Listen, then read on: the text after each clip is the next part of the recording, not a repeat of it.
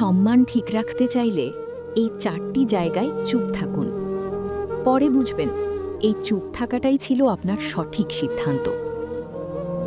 Number 1, যখন কেউ আপনার অনুভূতি বোঝে না, আপনার কষ্টটা বুঝতে চায় না, তখন রাগ না করে চুপচাপ সরে আসুন।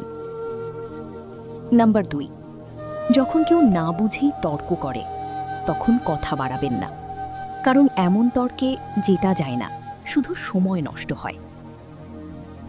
নাম্বার 3, নিজের পরিবারের ঝামেলা সবার কাছে শেয়ার করবেন না। সবাই সহানুভূতি দেখায় না, অনেকে পরে সেটা নিয়ে তামাশা করে এবং বিভিন্ন কথার ছলে খুঁটা দেয়। নাম্বার 4, যখন কেউ রাগ দেখিয়ে নিজের মনকে সান্ত্বনা দিতে চায়, তখন তর্কে যাবেন না, চুপ করে সরে আসাটাই বুদ্ধিমানের কাজ হবে। মনে রাখবেন, সব জায়গায় জবাব দেওয়া দরকার নেই।